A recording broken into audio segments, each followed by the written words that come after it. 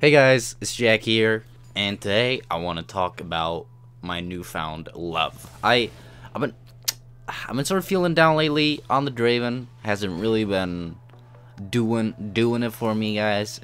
It's just been, I don't know. I just haven't really wanted to play on my main, and I haven't really wanted to play Draven in general or just League. And so you might ask, like, what has gotten me up? What is this love that I'm talking about?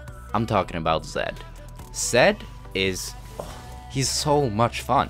Like, there's so much you can do with him.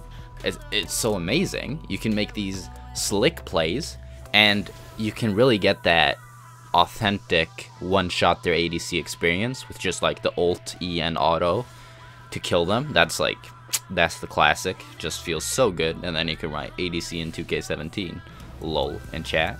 That's the favorite. That feels very satisfying. That feels good in my heart. And it's just like, I don't know, this is my therapy. My therapy for not being able to play Draven. It's just doing this. Because this is fun. But playing Draven was sort of getting a bit stale. And I was like, I don't know, I'm not really feeling it. But now I started playing Zed. And he's just so much fun. Like, he has a ton of mobility. He has so much outplay potential, and there's just so much you can do with them. Like Zed, you can do insane things with them. Like watching like Faker and like LL Stylish just fucking outplay their opponents so bad that they don't even know what happened. That's like, holy shit. You can't do that shit with Draven. He just looks so clean when you play him well. And I'm not saying I'm quitting Draven, because I'm not quitting Draven, guys. Don't worry. This is just sort of like my therapy. I need some therapy for all the assassins that have one-shot me throughout my Draven, and this is essentially just a vacation from Draven for a short while. I might play Zed more, but right now I'm just having fun with him, and I feel like I'm actually not that bad with him, so I'm gonna share a few things that I picked up watching. Like, I watched a lot of Faker playing Zed, and watched a lot of LL Stylish, and a couple of things that I picked up, just a few small tips for anybody that wants to pick up Zed. The first thing I think is the biggest thing, the W placement when you're trying to trade in lane or just poke someone down. You want to set your W a bit to the side of the opponent so that they can only dodge to the opposite side than your shadow. Because most people, when you place your W to the right of them, for example, then they'll just instinctively go to the left because they'll walk away from the shadow, because it's sort of like your brain just thinks, well, no, there's a shadow there, gotta get away, right? So you want to try to just throw your Q out like if they were going to walk away from the shadow, and then you also get the Thunderlord's proc, and hitting both the Qs is really, really big in lane and allows you to have much more freedom in lane and just do much more. So I think that's probably the biggest thing with laning with Zed is, or two things, I guess. Not wasting your W if you think you might be ganked, because that's an easy way to get killed, and also hitting both of your Qs when you are using W just to trade, because that really changes your damage output. Like, when you're only hitting one Q or hitting none at all, you have no damage. The other small thing is like when you want to try to kill someone with a triple shuriken, one of the cleanest and easiest ways of doing this is doing a W in front of them and not using the W, just placing the shadow there, and then ulting them, and then immediately pressing W.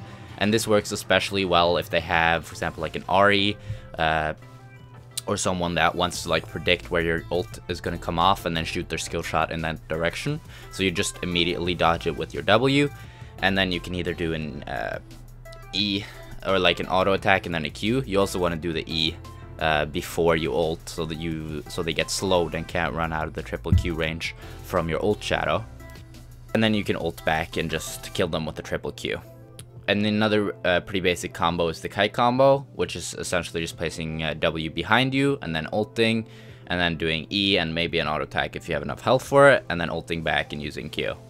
And you can also do, or like pressing W and then maybe ult flashing back if they have not enough health to die from the first part of the combo. So you can W back, run a bit backwards, and then ult flash immediately when the ult is gonna pop, so they just get killed by that instantly.